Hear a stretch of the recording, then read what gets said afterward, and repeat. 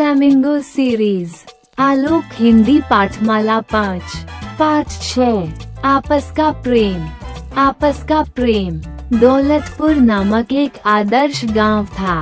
गांव की मिट्टी बहुत उपजाऊ थी, अतः गांव के अधिकांश लोग खेती बाड़ी किया करते थे।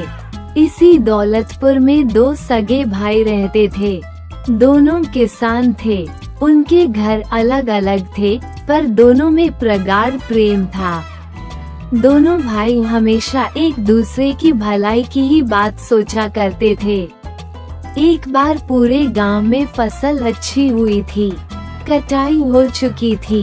खलिहान में सबकी कटी फसलों का अंबार लगा था।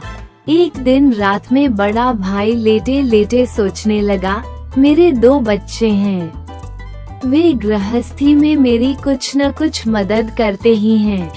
मेरे छोटे भाई के बाल बच्चे नहीं हैं, बेचारा अकेला है, उसे सारा काम अकेले ही संभालना पड़ता है, इसलिए मुझे उसकी सहायता करनी चाहिए। ये सोचकर वो उठा और खलिहान में पहुंच गया। खलिहान में अपने गेहूं के ढेर में से उसने 10 गठरियां बांधी।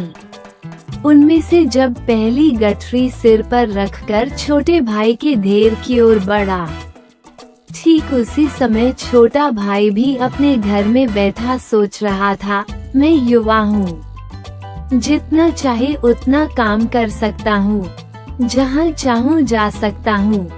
किसी कारणवश यदि खेती में फायदा नहीं हुआ तो कोई दूसरा काम कर लूँगा। हमारा खर्च कम है, लेकिन मेरे बड़े भैया तो बाल बच्चेदार हैं। उनकी घर गृहस्थी का खर्च अधिक है, इसलिए मुझे उनकी सहायता करनी चाहिए। ये सोचकर वह भी उठा और खलिहान पहुंच गया। खलिहान में अपने गेहूं के ढेर में से उसने भी 10 गठरियां बांधी। उनमें से पहली गठरी सिर पर उठाकर बड़े भाई के ढेर की ओर बढ़ा। भयानक अंधेरी रात थी, हाथ को हाथ भी दिखाई न देता था।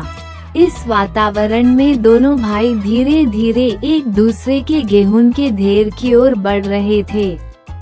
अचानक वे एक दूसरे से टकरा गए। दोनों अंधेरे में चौंककर एक साथ बोले, कौन है? दोनों भाइयों ने एक दूसरे की आवाज पहचान ली। उनके सिर पर गेहूं की गठरियां थीं। दोनों समझ गए। बड़े भाई ने कहा, छोटे, तुम्हारी मदद करने वाला कोई नहीं है। खेती बाड़ी का सारा काम तुम्हें अकेले ही संभालना पड़ता है। मैंने सोचा कि तुम्हारे पास गेहूं अधिक होगा तो अधिक दिन तक घर चलेगा, इसलिए मैं अपने खलिहान से गेहूं लाकर तुम्हारे ढेर में डालने जा रहा था।